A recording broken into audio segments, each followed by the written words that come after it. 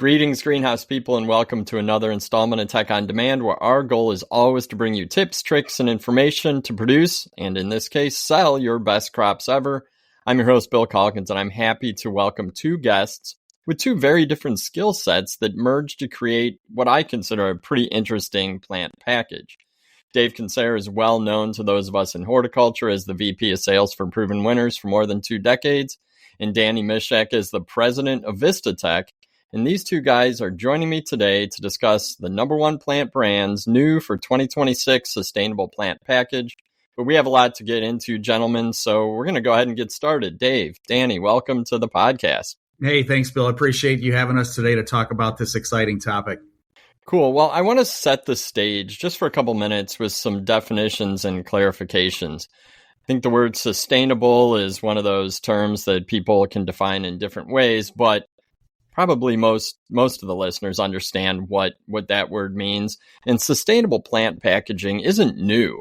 There have been a lot of different iterations over the years from all sorts of different kinds of biopots. And I was even thinking back, generations ago that used to buy plants wrapped in newspaper. You dig them out of the ground, wrap them in newspaper, and take them home. But from my perspective, a lot of the eco packaging in the past wasn't perfect. It had some issues that I think we've been trying to work through. And that's just my opinion.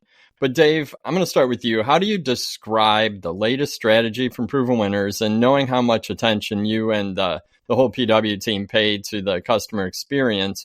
Why are you so confident in the current product? And Danny, I got a question for you after that, so don't go anywhere. Yeah, Bill, it's funny. You just completely jogged a memory I haven't thought about in a long time. I grew up working in my grandfather's garden center. And I remember when I was a young kid, the lantana that he would bring into the garden center was sold in a clay pot. Okay. And half of them would be broken because they would have fallen over on the truck, or a consumer would have picked it up and dropped it. And it made me laugh to think that was, in theory, a sustainable package at the time, right? Sure. To your point, we've evolved quite a bit over all those years. So at Proven Winners, at least 10 years ago, if not longer, we've been testing sustainable packaging for a long time, right? Yeah. And I was excited about a lot of the different options. I've been passionate about this project for a long time. But as you sort of referenced, some of them just had issues, right? And it would either work for the grower, but not work at retail, or vice versa. And we just could not find anything that would sort of check all the boxes that we need in what is, I feel, a very complex supply chain issue, right? Right. We're not selling a product that gets put in a box and gets set on a shelf in an environmentally controlled environment, right? Yep. So we said, man, what's out there just isn't really working. So at least 5 years ago or so, as my research started digging into this project, I reached out to Danny. I didn't know him at all. And we formed a really strong relationship right from the get-go based on some of the things he had been working on. And it really helped change things for us in terms of how I thought our industry was looking at sustainability. And really, to boil that down in a nutshell, Bill, was to make sure that we brought to market a product that checked all those boxes for the grower, meaning it's going to look and feel just like a plastic container. It's going to be able to work in flat filling and soil filling machines. It has tag locks, which is a big important part of our industry right now.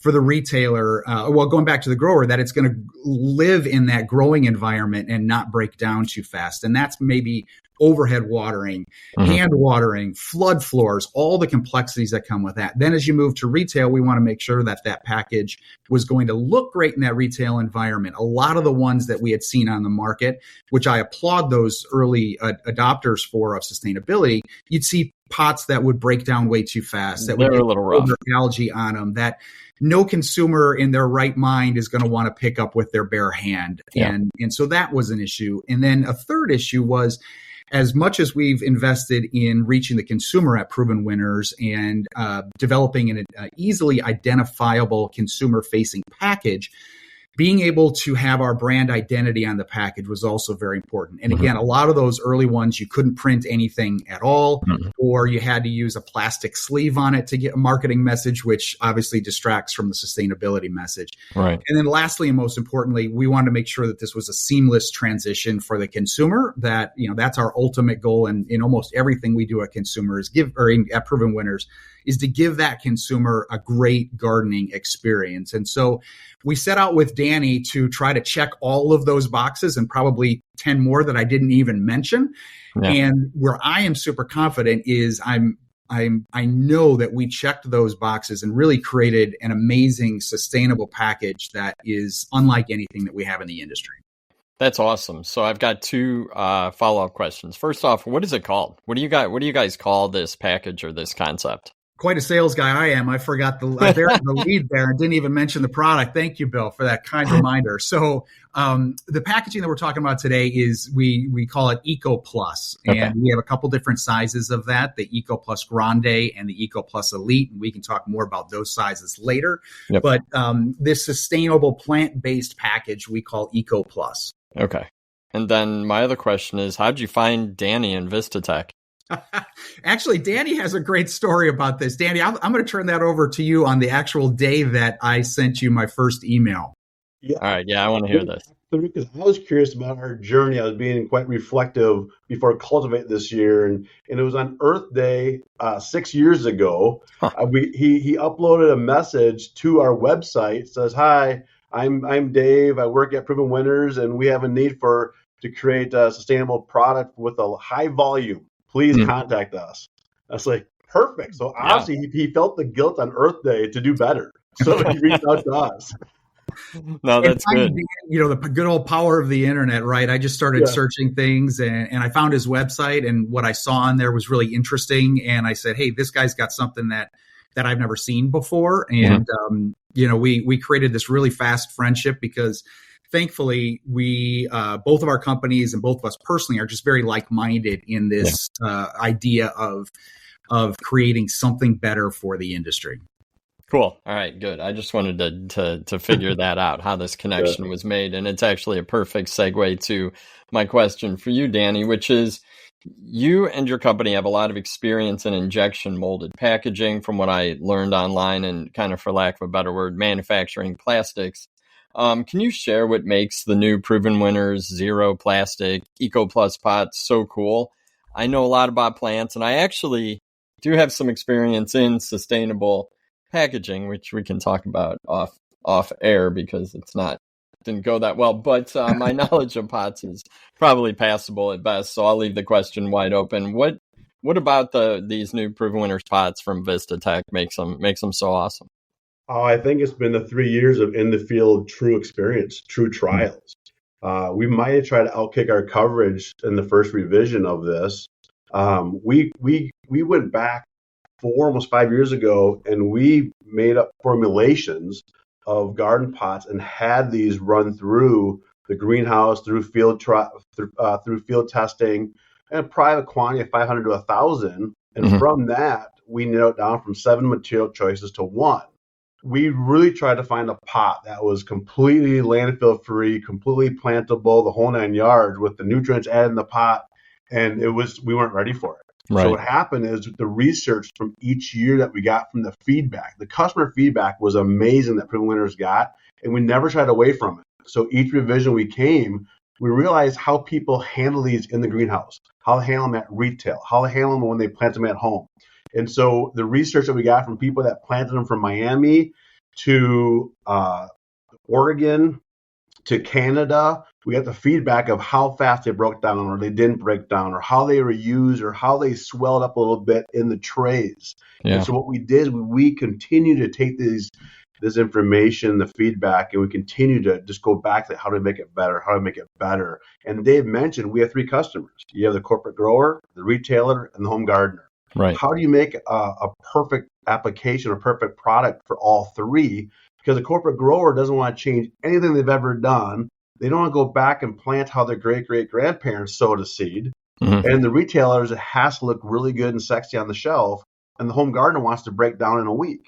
Right. And so trying to manage those expectations, man, I had no idea that what we're going to be challenged with, but that was amazing what we got to now. So we realized we're not going to worry about planting in the ground. People aren't ready for it yet, but they do want something that follows their organics. And so now our product, even more so than ever, is catered to the corporate grower and the retailer. So this is going to be, we've added an impact modifier, a bio-based impact modifier to make this feel, look, and act like petroleum plastic, minus some of like the extremeness that you can get through petroleum plastic.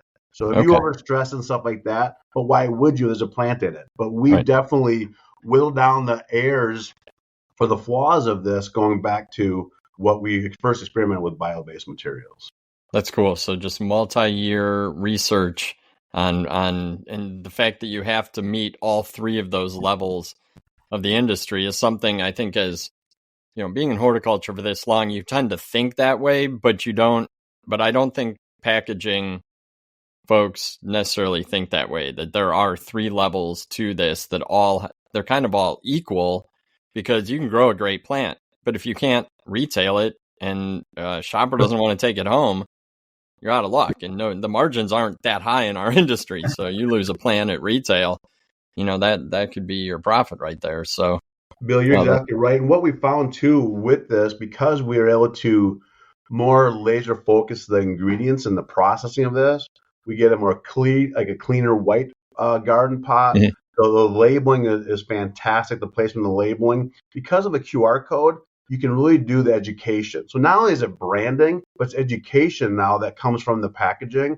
Before, when people try to do rice hull or fiber pots and putting plastic around there, it's too hard to tell the story. And so we kind of took a step back for the good of the industry as we're continue to develop more products down the road. No, that makes a lot of sense. And you're right. With a lot of the other sustainable pots of the past, you had to add a ton of packaging to tell a story at retail. And that's kind of the antithesis of what we're looking to do here. So, yeah, Bill, if I may just real quick, I think what has been, I think, unique in this situation for us at Proven Winners, you know, I think people look at Proven Winners as this, you know, sort of plant breeding company, right? And where I have been blessed in my 24 years here is to look at all of our different licensees and, frankly, the owners of Proven Winners. We're more than just a plant breeder. We're working with plant breeders, but we're like true R&D locations in that, you know, 4-Star Greenhouse and Pleasant View Greenhouse, who own the Proven Winners brand. They're not only selling, you know, growing and selling young plants to sell to growers, they're also a finished grower selling to retail. And so as such, we have acres and acres and acres of what we look as R&D greenhouses that we can truly test. How's this going to work for the grower? How's it going to look at retail? And then with our, you know, vast reach to the consumer, where we're literally talking to them every single day, we're able to get their feedback. And so as Danny mentioned, we started with 7 different original formulations to get to one. And then now in the last 3 years, for 2026, we're going to be on version 3 of the Eco Plus Grande container. And the reason we're on version 3 is we've taken that feedback from all of the different channels and improved this container along the way, which, going back to your original question, to me, that's what gives me so much confidence, is we didn't just come out with something and rest on our laurels. We've continued to listen to the customers to improve this along the way. Dave, I don't know if we could have gotten as far advanced in the 3-4 years without that feedback. But Bill, we're talking feedback. I've been invited inside the growers, you know, facilities, and seeing that people are pre-filling these pots with dirt and stacking on top of each other 6-7 layers high. And when I walked in and saw them shrink wrap these without plants in them, I'm thinking, no, I wouldn't recommend doing that with this product. You know, and so knowing, because I had no idea what was happening, and catering to these, even with our tag lock, watching them, it's a blind tag lock, but we added features to allow it easier. We asked people on the floor, what's the worst part about putting a tag in a tag lock? And they said, trying to guess where it's at. So we took all that data and said, let's make a better product for everyone who gets exposed to it. That's cool. And I think that having those, you know, quote unquote test labs that are young plant finished growers that understand how products are displayed and sold at retail is I mean, that's benefited you guys for so long in the plant side, but certainly makes a lot of sense that benefits the packaging side as well. So I guess along those lines, Dave, most of our listeners are going to be growers. Certainly a good half of them are probably retail growers as well. Are there any changes in the actual plant production, kind of nuances that you need to produce, that same high quality proven winners crop that you do in a plastic pot? I'm sure, I've heard, obviously you guys have done a ton of trials at the partner greenhouses and some of your customers, but is there anything growers need to know about using zero plastic Eco Plus pots in production? Yeah, great question. And Danny may still have PTSD from when we first started this project, because when we started, I said, hey, our industry uses these plastic containers and plastic trays, and we can't deviate from that sizing and the automation and stuff I talked about earlier. So I sent him all of our existing packaging, which of course is made from 2 different manufacturers, which each pot, while mostly exactly the same, has little nuances and differences. And we've got all these different trays and everything. And I said, so go find and make something that's going to work with all of these existing trays, right? And so we had a lot of back and forth on that, as you can imagine, but we did that. And that, again, was the goal, was to just make this a seamless transition for the grower. So while we don't have plant-based trays, carry trays yet, hopefully that'll be in the future at some point, the Eco Plus Grande container, as an example, fits our existing trays. So the grower can just, whether they're automated or doing things by hand, they can run that tray down their flat filling machine. The pots will drop in from the automated dispensers, or you can place them in by hand. We actually even, Bill, for a long time, as you know, we've had what we call self-symmetricizing technology in our Grande container. And the point of that is the tray and the bottom of the pot have a mechanism in it that when the pot drops down, it automatically swivels so the tag locks and the logos are facing forward. We included that technology, very unique technology, into the Eco Plus Grande container. So from that standpoint, zero changes or issues with the grower. Again, because of our 4-star and Pleasant View's facilities, they're utilizing overhead watering, hand watering with like a Dram water wand, all the way to flood floor watering systems. These containers are seamless in any of those applications. So for the grower, there really isn't a change at all. And I've been very proud that we've been able to accomplish that, because it took a huge undertaking by Danny and his engineering mind. That's awesome. So simple answer, no change. Sorry. I think that your explanation was great. I think we need that background, but the growers listening are going to feel confident that, growing them like you're used to growing, and you're going to have good success. Yeah. And again, going back to, the original testing that we did, again, we, let's say a proven winners Grande flowering annual, that's mostly what that container is used for, is flowering annuals. For the most part, it takes 4 to 5 weeks to take a liner, root it out, get it ready for retail. So we expanded that, life cycle to make sure that, hey, even if that plant didn't leave the greenhouse for 8 weeks or 10 weeks, that container is still going to be intact. It's still going to look great. It's not going to break down. And then the ultimate success on that, Bill, is, for example, at 4-Star Greenhouse, 100% of their retail ready finished production is in the Eco Plus packaging. So they're putting out millions and millions and millions of these Grandes the last couple of years that are going out directly to retail garden centers, also through e-commerce and online. And we've seen zero issues on that front. Cool. Well, that is good to hear. I think the listeners will appreciate that. Danny, can you, in a couple minutes, and I know this is probably a challenge for someone with kind of deep knowledge, and this is your passion and your company, but can you take the listeners through the evolution of the pot materials from the original Eco Pot that you worked on to what's available for 2026? And you talked about having 7 different iterations of materials. Maybe just share a little bit. I know some of it's probably proprietary, but and what are the materials you've looked at? What are some of the successes or failures you've seen? I think it's just interesting to hear how this evolution has happened. Yeah, the way we looked at it is we had to find a bio-based material that would break down faster, so it would work for the home gardener without completely sacrificing, the intent to get them to the corporate growers. But so we've experimented with manure, eggshells, distillers grain, soy, coffee chaff. We've experimented with all these ingredients, and there's a lot of levels of supply chain, the feedstock. Is there enough? Is it consistent from those things?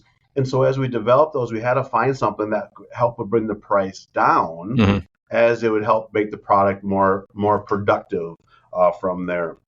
But our team, we're not quite to 100 different materials that we've experimented with yet, but we're getting close. And let me tell you, there's some materials that we've sampled or experimented with that do not smell good in the shop. Right. I had somebody send me from a tanning facility. They sent me like rendering from tanning hides, and I said, if you're gonna supply it to me, it has to be dry. They said, oh yeah, it's pretty dry.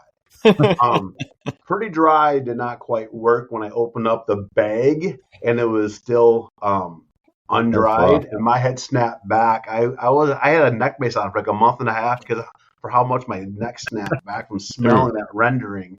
But the evolution is we got to continue to find something that brings the price down because we don't have the volume. If you look at there's 1 trillion pounds of petroleum product being made each year. Yeah. 1 trillion pounds. I think it's a 3 trillion pound industry. We're not even in the billions of pounds. Yeah. Then we're we're closer to like high millions. And so we can't catch up with the pricing based on volume, even though our prices come down by 18% over the last 3 years with inflation, with all those things. As we see our volumes tick up, we do see costing come down, but we've also found ways to thin the material out, faster cycle times. We have really had to experiment across all these things. I mean, almost everybody that I've received material from would be considered a boutique supplier. So we're trying to bring a boutique product to mainstream.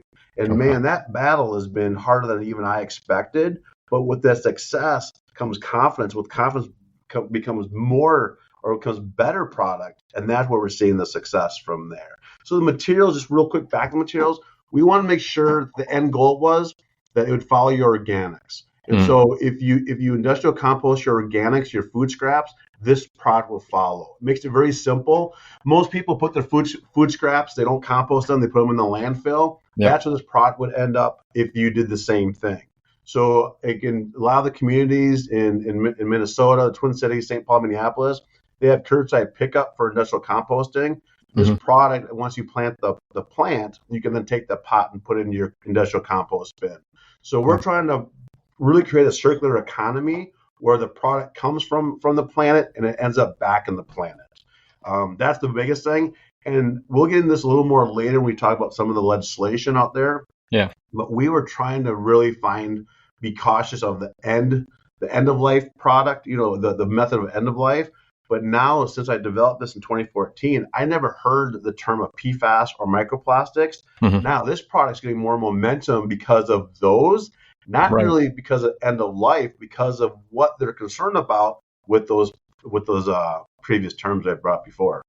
No, that makes sense, and you're right. You can't scroll through news without seeing the term microplastics these days. So things are changing quick. I think awareness is building quickly.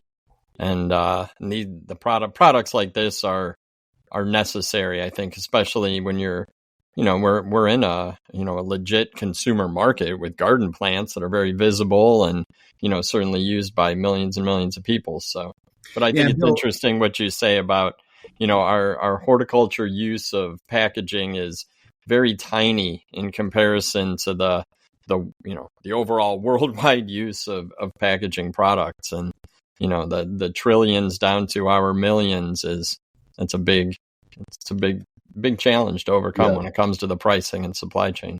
And that's what I've been excited about this, Bill, is the Eco Plus package just takes plastic off the table, right? And recycling, we're all throwing plastic in our recycling bins, right? And for years I've been taking the strawberry container, that the clamshell package, and I put them in my bin and I feel good about myself, right? But almost every news report you see or research study, less than 9% of plastic is being recycled, right? And for many years, the United States plastic was being shipped overseas and it was somebody else's problem. Well, that has basically stopped for the most part. And so now all of a sudden we're saying, okay, all this plastic is now staying in the United States and in Canada and going into landfills where it's just never going to break down. And so our goal with this was to say, yep, recycling's great, if stuff actually gets recycled, but this product just completely takes the word plastic off the table. And that's why I've been so passionate about it. Is it's going to get more and more and more into that everyday consumer mind of what is happening with this stuff that I'm throwing in my garbage bin. No, those are very good points. And once again, you've given me a great segue to my next question, which is about this gardener consumer response to products like this. You guys do a ton of survey work, research into what consumers want from garden plants, and I would imagine now garden packaging. So Dave, how do you characterize the public's desire for this kind of packaging? What's the response been like over the last, few years that you've had eco packaging out in the marketplace? And then I guess I do want to throw in the landscape side, because you guys, I would imagine plenty of landscapers around North America are using Proven Winners plants in landscapes. So I don't know how that market fits in as well.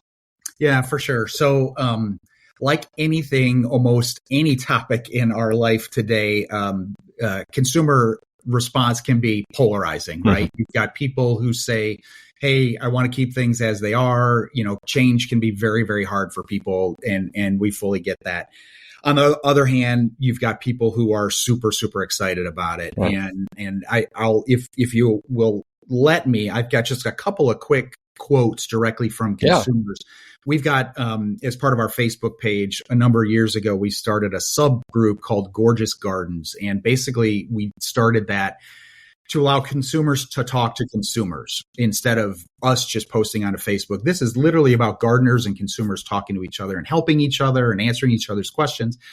And this topic has come up multiple times on that Gorgeous Gardens page because we do have a lot of it going out into the marketplace. And so there's sometimes people say, hey, I don't really understand this. And our existing version has had tabs on the bottom that you could peel off and you could either plant the whole thing directly into the ground, container plus plant, and the roots will just grow right out of the bottom of it. Or you could take the plant part out as you would traditionally. And as Danny mentioned earlier, you could take the Eco Plus container and put it into an industrial composting facility where it literally breaks down in a handful of months versus plastic, which will take thousands of years to break down in a landfill. And worst case, you could always just throw it in the garbage can where, again, it's going to break down faster than plastic. So this topic does come up of what do y'all think about it? And it creates a ton of dialogue. So I'll just give you a couple examples of some of the positive reaction that fuels me to know that we're doing the right thing. So here was one that said, I support Proven Winners' efforts to reduce plastics. It may be a little more trouble, meaning it's pulling the tabs off and planting the whole container, but it's so worth it. We live in such a disposable world. I remember my mom rinsing out milk bottles to be returned. Thanks, Proven Winners. Another one, I appreciate that Proven Winners has made a great effort to reduce plastics in the landfill. Here's a third one. Other growers could take note. Proven Winners not only wants their consumers to have a great growing experience, they're also concerned about the environment we all grow in. Thanks to Proven Winners for their innovation. So those are just unsolicited, and I could go on and on and on with stuff like that. One last one that I thought was really, really interesting, this coming from a retailer replying to a consumer. And this person said, I have a small garden center that sells mostly Proven Winners plants. Half of them come in the Eco Plus container. If you saw the amount of plastics used in this industry, it would make your heart hurt. Then add that eventually there may be taxes and fees our industry has to pay for our use of plastics, which we will have to pass along to consumers and won't be able to just eat. While it's not perfect yet, I commend them for working on this. It's a very important mission for multiple reasons, and I love that they're doing it and working on improving them all the time. So I know we're doing the right thing. I know it deep in my heart. And again, the changes that we've made to improve this along the way, and another change we're doing for 2026, I think is very important. The biggest concern that we saw from consumers, Bill, was the plantability part of it. Okay. I think a lot of people just didn't understand that. They get nervous. They think, are the roots going to actually grow? Which again, we've tested it, and we could, put out study after study after study showing that it works. But it's just change can be hard, and so that plantability was probably the biggest concern The other biggest concern was how fast does the container break down in a home setting? Mm-hmm. And the container originally, our second version, Danny, it broke down faster with heat and moisture, right? So within the vast climate conditions of North America, we've got areas where Danny lives where they have like 2 months of heat versus Florida, which has 11 to 12 months of heat, right? So that breakdown ability would be impacted. And so we've made some changes that I'm sure Danny will talk here about at some point that I think is going to alleviate that concern of, is this container going to magically disappear in one growing season? And, is the plant going to still grow and be healthy if I plant it in the ground?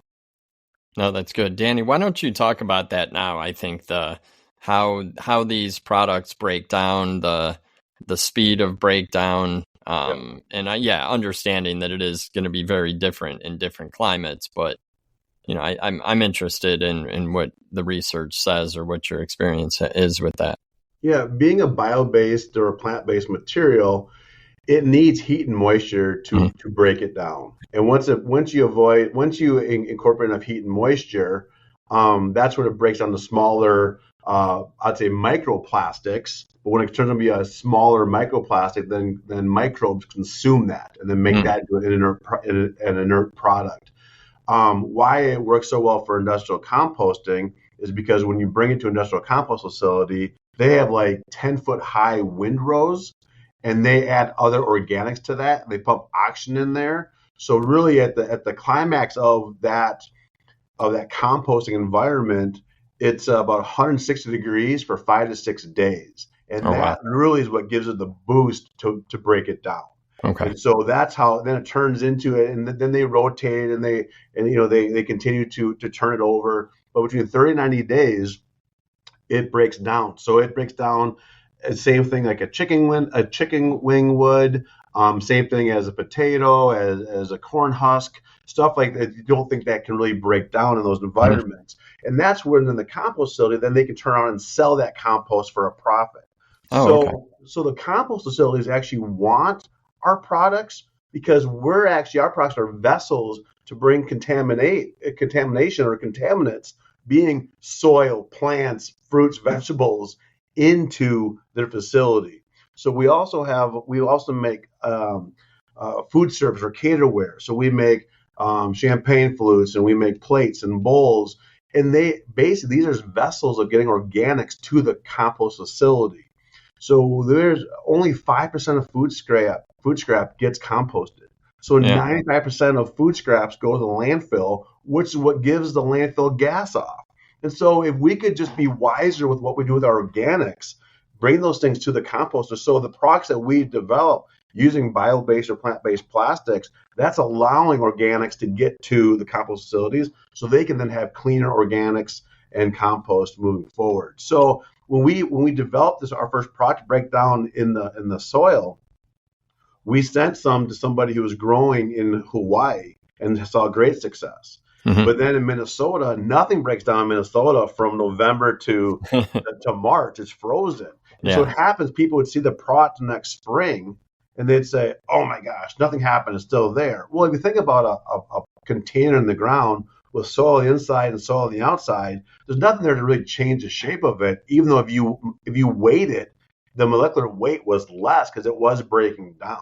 And so what we would tell people, just till it up or break it up for nutrients for the next growing season. But again, it was conflicting to customers. It was just like, one more step, even though the step from going to the recycle bin to the landfill was a step that was kind of out of their sight. So that's why we got away from the nutrients at this point. But we are experimenting, which we'll talk about a little later, of new materials coming down the pipeline that we are, because of, I'm not young anymore. I'm going to be 51 in November. But people I compete with are in their 60s, 70s, 80s.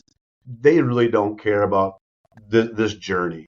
Right. And we are, people that work with us know how passionate we are. And that if we're from the top of the company saying we're going to make this work, we're determined to change the industry and move, have this shift. That's why people are giving us the materials in the first crack. we sold product going to Australia for the first time, and I'll be going there later this year to see them launch this product in Australia. Cool. This is exciting. Where on the world basis, we're seeing the desire, the need for this to get away from the plastics. No, that I like that. And Dave, I just want to make sure, is there anything landscapers need to know about these products? Oh, good question. I forgot to answer that earlier. With the existing Eco Plus Grande and the Eco Plus Elite, which is like about a 1 quart size container, in my mind, with the plantability part of it, it's an amazing product, right? Mm-hmm. Because they could literally pop the bottoms off those containers, put it right in the ground and walk away, and there's no waste. And they're not having to spend the time to gather up a bunch of plastic pots that, again, are more than likely going to go into a landfill. So plug and play also for that landscape customer, and I think a good opportunity. Okay. And again, we're kind of moving away from that until we work on the other materials, but that's one of the benefit that they have from there. Yeah. No, that all makes sense. And the one word that I've heard used in the quotes that you shared, Dave, and also from some of the things you've said, Danny, is innovation. And I do think that's the driving word in this, and it's staying ahead of the curve because of what could be coming quickly, which is legislation on the state and federal level. It's been passed, and I know there's a lot more on the horizon related to plastic use and waste. It really is a hot topic right now. You had shared a little bit about California and SB 54, and I read up on it a little bit, and that's the Plastic Pollution Prevention and Packaging Producer Responsibility Act. It's a lot of P's. But in fewer than 10 years, all single-use plastic in the state will have to be compostable or recyclable. And I know there's a lot more to it than that. And Danny, you're probably much more, well, you definitely are much more of an expert on that. Can you talk a little bit about the laws growers and retailers should be aware of? I think that there's probably a low level of awareness from a lot of folks in our industry if their state isn't on board with these things yet. But I don't think that growers and retailers should be waiting until their state really drops the hammer on plastic to make changes, right? I mean, right.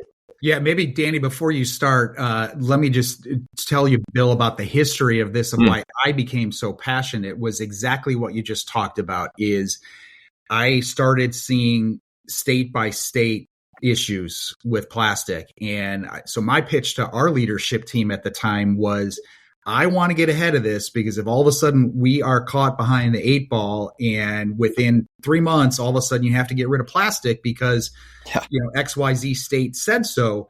I said, I want to have a solution so that we aren't, stuck there. And so that really led to me starting to do a lot of research in this. So I'll turn it over to Danny to talk about what is happening in certain state by state cases. Because it does strike me that Proven Winner sells in every state and every province, right? Like, I mean, there are not a whole lot of entities in our industry that are selling a plant package across every state and every province. So I would imagine that was on your radar and something you brought up pretty early on. So, yeah, Danny, what can you tell us? You saw states banning plastic straws or states charging for plastic bags or banning plastic bags. That's where I said, I do not want a horticultural container. If somebody really looks at it, they're going to realize there's a lot of single-use plastic. So that's when I found this great man, and he's been a great partner. Cool. Well, Bill, you mentioned, me being the expert, and I put my parentheses up, my hand quotes up, because, man, I have had people reach out to me and asking me questions about this, and I said, I'm learning at this. I mean, this is like the goalpost continues to get moved and shifted and buried and raised up again and stuff like this. And so how I looked at this, I try to get as involved as possible, and I'm kind of like one of those Doubting Thomases where I need to be there and see it firsthand. I don't really learn by reading. I need to I need to touch the oven on top and realize that's hot. Both my mom and dad told me that the oven top was hot. I burnt my hands a couple times. But I went to California. I went to Sacramento. I met with the people from the California Agriculture Council, because I said, I need to better understand this. And it was an amazing meeting, because they're still in the midst of writing in certain parts of legislation. They have to make some amendments to this.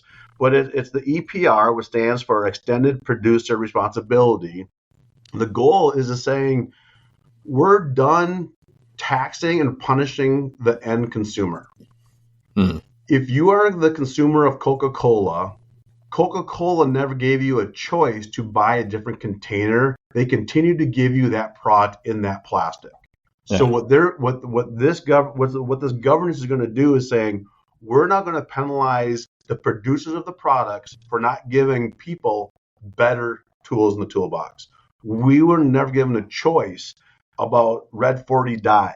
We were never given a choice with that Coca-Cola or these plants being in petroleum plastic. So they're saying we're going after those people now. That way we can put the responsibility then on the consumers to make a choice if there's more choices out there accordingly. So how they have to do this, though, is they had to get a third organization involved to be a PRO, that PRO, which stands for Producer Responsibility Organization. Now, that one for California is Circular Action Alliance. They're responsible for collecting these fees, fines, taxes, or whatever you want to call them, to submit to the Plastic Pollution Mitigation Fund in California. But now this is legislation. This is now state law that the CAA, Circular Action Alliance, has to put forth each year. They have to bring $500 million to put in that fund on top of the extra funds to cause it to implement the regulatory act, stuff like that. So they're looking at just under $1 billion that they have to bring forward each year. So they're looking. So they're on guard. They're on the hook now. So they have to bring this forward to this fund. So what's the best way of doing that? The only way they can do it is saying, here's a single-use piece of plastic, here's the tax, collect it. Mm-hmm. But so I said, well, who's going to collect that, and who's going to register? Who's going to like oversee this and account for this? And they're saying we don't know. Yeah. So they want people to register, and then from there they'll register that, and then they'll get the invoice and pay what the dues are. And I know for a fact I've heard from a very large producer of products saying, we'll wait till we get fined. Right. We're going to wait. And then I look at this like from a humanity standpoint. We're going to wait till we get caught for doing something that this area is deemed to be unlawful or wrong or bad for the economy or for the ecosystem or whatnot. Mm-hmm. But would you ever want to run a business and just wait to get caught because you're doing something you know that you are on watch for this? Yeah. I don't want to park in a handicapped parking spot until someone tells me to move if I don't have a permit to park there. Yeah. So I think it's weird, but it's almost kind of the plastic industry, the petroleum industry, is why do we fight so hard to use this product? Why do we do that? And the only reason we do it is because of cost. Yeah. We don't know what that cost is costing other people with microplastics and nanoplastics and stuff like that. So we keep waiting, trying to get caught up. Why not get ahead of it and just be the leaders of it and make it the new standard? And so when I know that somebody has to submit $500 million each year, I live in Minnesota. We have a very high cigarette tax. Mm-hmm. It didn't start that high. Yeah. And I don't know if they think it's so bad for you, why don't they ban it? Well, they don't want to ban it because then they lose the revenue from the cigarette tax. But I don't know. I don't have a record of this, but I'm sure it started off with a very small fee, got bigger and bigger. Now I think it's $5-6 a tax per cigarette, container. Yeah. What's it going to be? What's the fine going to be after this year and next year and the year after that? Finally, if you come up with $500 million and not everyone's registering, they may come up with a higher per container tax. Sure. And then how do you pass on to the customer? Where does that go? So if you can do a bio-based or plant-based, to avoid it completely, I think it's the best way. Michigan, they have legislation right now that's not even talking about single-use plastics. They've gone right to microplastics. Okay. California, in the conversation we had kind of after the meeting, they're saying this is a start, but there will be something coming down the path regarding microplastics. Right. So single use, but we're trying to how do we kind of wiggle our way through single use plastics? What's deemed single use? What's that? But eventually, when it goes to microplastics, everyone's exposed. Right. So at that point, How do you get ahead of it and not try to play catch up? How do you own your direction and move forward from there? So you've got a state on the West Coast, you got a state in the Midwest or Great Lakes. This is coming across North America, I would imagine. What about Canada? Right What's now. Canada doing? I got to believe Canada's pretty hard line on this. Canada's way ahead of the curve from that standpoint. They've already implemented these things, and they already have, I think, a fee for using a petroleum pot from there. But there's 6 states: California, Colorado, Maine, Maryland, Minnesota, and Oregon, that already have these in legislation. Mm-hmm. But there's now between 16 and 23 other states, additional states, that are working towards this. So it's not going away. No. And this is even from the top administration, who may not be green-minded. This is local people saying, our water in the rivers is terrible. Our water, our land, our soil, whatever. I always thought it was a California problem. Me personally, I live in the Midwest. Mm-hmm. Not that I didn't care, but I'm thinking that the big garbage patch is there between Hawaii and California, the side of the state of Texas. I'm going like, sucks to be them. They cause it. Their problem. Then I got an article, because now I can't unsee what I've seen, and everyone who knows me sends me more stuff of how the sky's falling. But 12 breweries pulled water from the Great Lakes in the Midwest. All 12 found microplastics through the filtration into the bottled beer. So also I'm going like, well, whatever happened in California, New York, or China, whatever, that didn't cause the stuff in the Great Lakes. Right. That was our own runoff, our own pollution, our own misuse of plastics. So I'm realizing, we all have to keep our backyard cleaner, and we need to bring innovation to do that. But also we have to stop certain behaviors as we clean up what we've done in the past, and stop doing what we're going to need to do in the future. So there's so many benefits. And Dave, something you said earlier, I think is perfect for this. It's the right thing to do. Right. And Danny, it strikes me that when you listed off that handful of states that already has legislation on the table, some of those are the biggest greenhouse crop producers in the U.S. I mean, you named off, Oregon, Colorado, Michigan, like California. So this is going to eventually impact everyone, but currently and quickly impacting a lot of major horticulture producing states. And our goal in this, Bill, is, Danny's, this is his livelihood, right? And so he's super educated. Even he's having a hard time keeping up with it. I for sure can't keep up with what every single state is doing. And so we know our grower and retailer partners, they're all wearing a lot of hats, right? You think of a typical garden center owner, they're, paying the bills, they're watering the plants, they're picking up carts, everything. They for sure are not going to have the time to keep track of this. And so our goal at Proven Winners, like I said earlier, is just to take the word plastic off the table. And then you don't have to worry about it. We'll have done that sort of work for you and made it simpler. No, I think that's great. And I'm sure that folks appreciate that. Dave, I got a couple of tactical questions. We'll let you put on your salesman hat real quick. What are the sizes and configurations available with Eco Plus? And then, you can wear your salesman hat, but I don't want you to be a salesman on it. What about the cost? What's the cost difference between a 1 quart plastic pot and a 1 quart Eco Plus pot? Yeah, so it does so much, unfortunately, boils down to what's the cost. So I totally get it. And that's probably our biggest argument / question on the trade side of things. So we have 2 sizes that we offer so far: the Eco Plus Grande, which matches up very similar to our 4¼ inch Grande container. That's primarily, it's our biggest volume for our flowering annual program. And then we've got the Eco Plus Elite, which matches up most closely to a 1 quart size container, which is great for annuals, ornamental grasses, but also a fantastic thing for like 1 quart size perennials. So just using the Eco Plus Grande as an example, since that's our biggest volume at this point, really I look at it as, yes, there's an upcharge. It's more expensive, no doubt about that. And I won't hide from that. But I also look at it very similarly to the strawberries that I buy for my house, right? Because of media and things my family has read, strawberries, it's on the list of bad vegetables that contain fruits that contain lots of chemicals.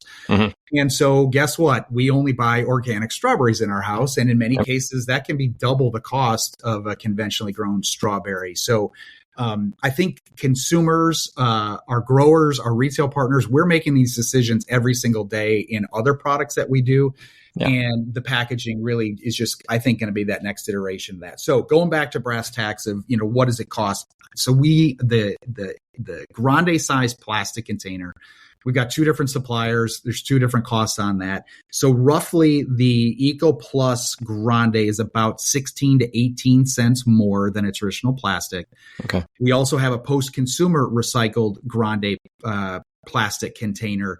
It's about 14 cents more than that. So what we're talking about here, Bill, is pennies, right? Yeah. It's not dollars. It's not multiple dollars. It's pennies more.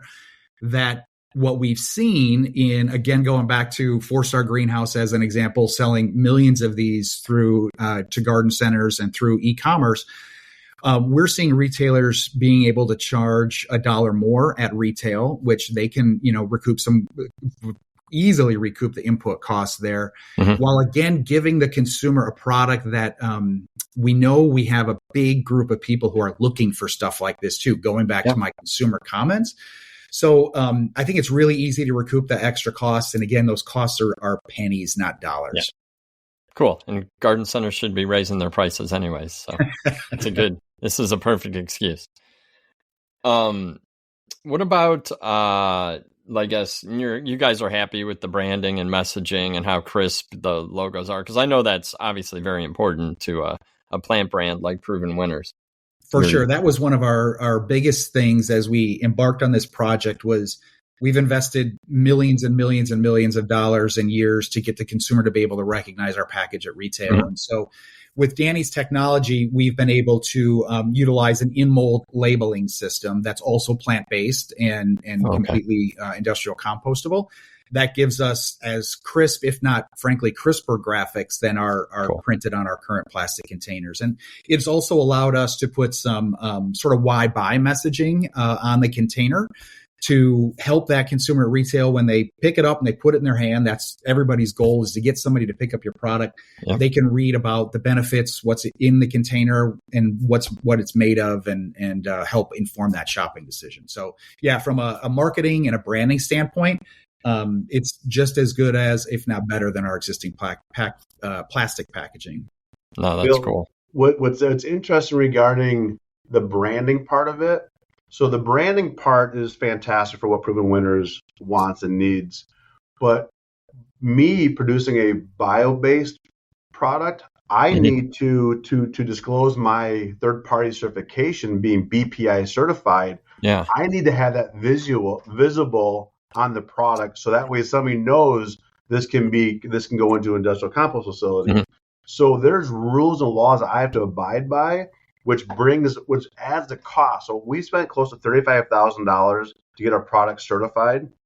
We have to disclose those. We have to get recertified every 3 years. We pay a yearly subscription to be part of this third-party association. What's funny to me is that drives our cost up. Mm-hmm. When I can make a black petroleum pot from resin from Saudi Arabia, put it in the landfill, and give you the cheapest product, but it's the worst thing for the planet. Yeah. And so I would love to see the paradigm shift where if you really want to be into your branding and you want to use the cheapest microplastic filled product, you have to then brand that saying, this breaks down in 1,200 years. This will produce microplastics, fill with PFAS, and thank you. Because that would drive the cost up for that product. And so it would be nice if they would hold both sides accountable to everyone should have to label what they're buying. And so when we do walks around our neighborhood and we have a lake around us with a nice bridge and we walk across there, and I still remember seeing a styrofoam cup with like a Super America brand on there. And I'm thinking that's going to last there for 1,000 years. They should get charged for that advertising that lasts 1,000 years. If they want it on there so bad, they can pay for that advertising. And so it's a way of looking at things differently. If we know we're accepting these low-cost products, there should be a charge to produce it that cheaply to what it does to our environment. I 100% agree with you. And you shared your age. We're about the same age. And but I think that the things that you're talking about right there are how my kids that are teenagers think, you know, and they're going to be our consumer in, 10 more years. And they think that way. Like, yeah, the people that are doing bad for the environment should be called out, and they should be the ones paying the bigger fee than folks that are doing the right thing. So I'm 100% on board with that. Real quick, Dave, keep your salesman hat on. Lead time for ordering. When should growers start ordering these pots? Yeah, so we've got plenty available right now. So we mentioned earlier the iteration that we sold here in spring 2025 was the version that's plantable. You can pull the tabs off the bottom. We literally have those in inventory right now that would be ready to go, and we would love to find more partners to work with on that. For 2026, we're moving to a non-plantable version, but still 100% plant-based. Those orders they should reach out to Proven Winners, reach out to their Proven Winners propagators, and we can get you in that order system. But Danny has invested a fantastic amount of resources in machinery to be able to turn orders quickly and crank out a bunch of pots very, very fastly for us. So anything people want, we can get to them right now for sure. Excellent. So Danny, when I just want to come up a little bit and talk about VistaTek, your company, and just talk about the future a little bit, because, we've heard about different iterations just in the last 3 or 4 years.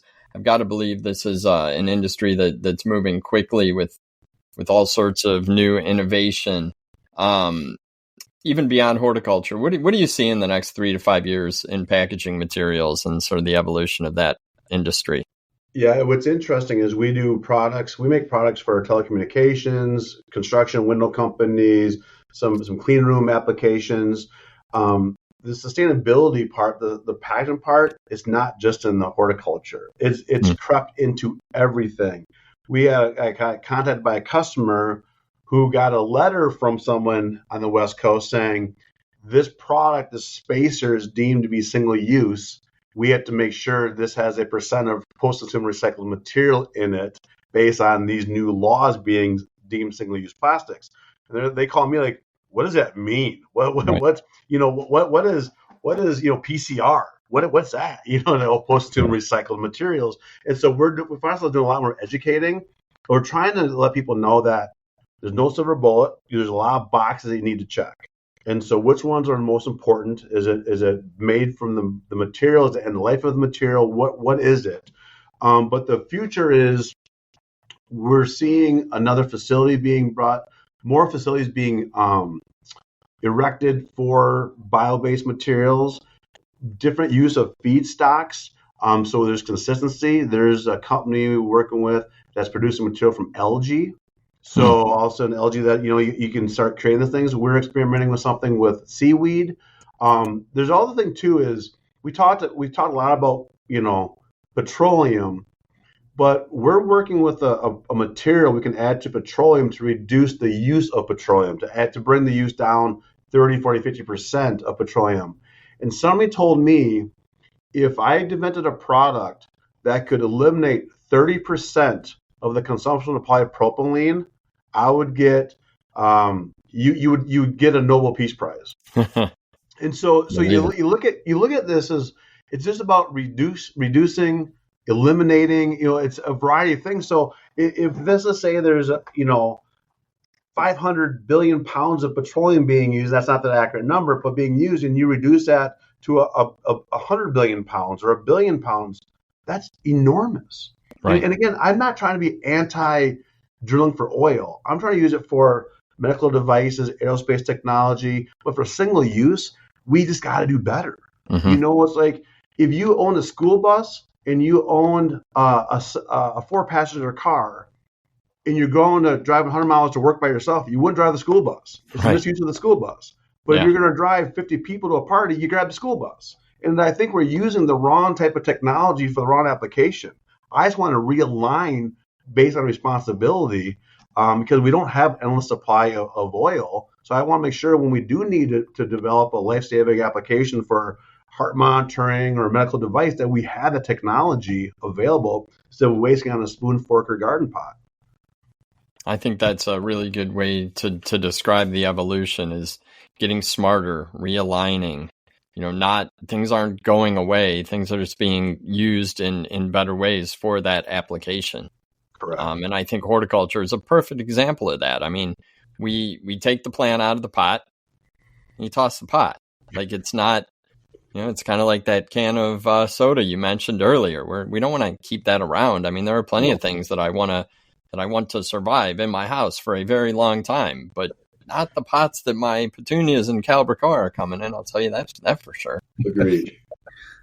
Well, I think that this is really exciting stuff for our industry. I think it's something that growers and retailers need to pay very close attention to, or they're going to fall behind and kind of get caught off guard. And you guys illustrated that very, very well. The consumer demand is clear.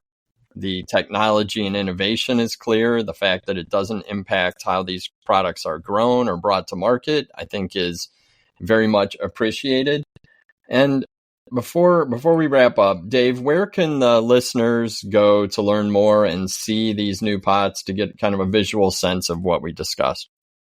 Yeah, you bet. So I just first want to say I thank you for allowing us to come on and talk about sustainability. Bill, I mentioned it's a passion for me. It's a passion for our company at Proven Winners and our licensees. And, we take this serious, as you alluded to earlier with your daughters. Our industry needs to embrace the younger consumer. And I just know from my own kids, this topic is very, very important to them. And so, we've worked hard to invest in not only this and recycled, tags and containers, 100% plant-based tags.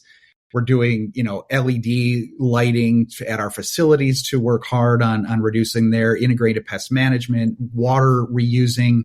At our houseplant, LeafJoy houseplant program, we've just launched the climate sustainable climbing poles and climbing support systems.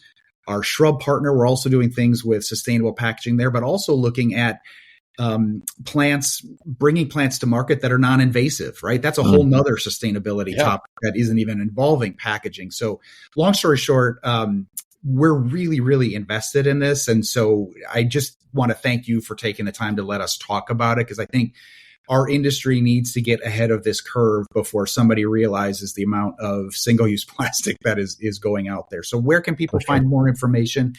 The fastest way is go to provenwinners.com. In the search bar, you can type in sustainability, and that'll upload lots and lots of different web pages and resources and our philosophies, where to buy this stuff, how to get it. Or you can always contact any one of the licensees involved with Proven Winners, their propagators, where they're getting the plants from, and they can help them very, very, very quickly. So thank you, Bill, for the opportunity. For sure. And I'll put links to the website and where you can go to find out about the sustainability in the show notes. And Danny, I did spend some time checking out what VistaTek does. And I mean, your company is really fascinating. Where can folks find out more about what you do and any resources that you guys might have if people want to dig into the industry that you guys are leaders in? Websites, are probably the best way is VistaTek.com, TEK for VistaTek, and then Self-Eco and selfecogarden.com. And like I said, I just want to say sometimes we get on these platforms, it sounds like we're lecturing or preaching, and we're trying to educate. And unfortunately, being sustainable can be a kind of divisive topic. And so there's times I use the word sustainable, or sometimes I use conservation.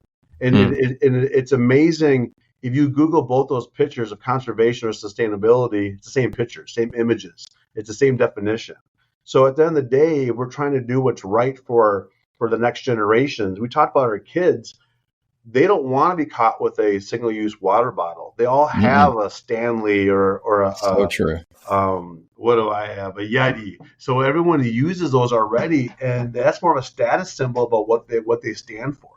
And so this is just people want to be sustainable. They don't know how to be, and there's not enough tools in the toolbox. So by just gently continuing to bring more products, Dave talked about the Eco Plus family, but that developed a trellis, that developed a plant tag. I mean, that's going to develop a tray. It's going to develop other things that once we know, when people get accustomed to this, they're going to want the whole application to be just avoid the landfill. This whole thing can follow the organics, and that's going to be quite popular. I think you touched on so many important things that are true, and folks need to just step back, look at your daily life. Like you've mentioned, what are we avoiding, buying because we've heard, bad things about it, like the strawberries. I totally agree. Go in my refrigerator right now, organic strawberries.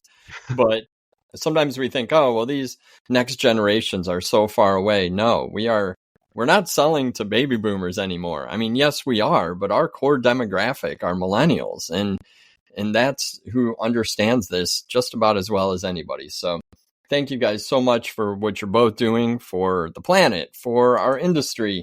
Is there anything we missed before we wrap up? I don't like to just end it without giving you guys a chance to say anything else.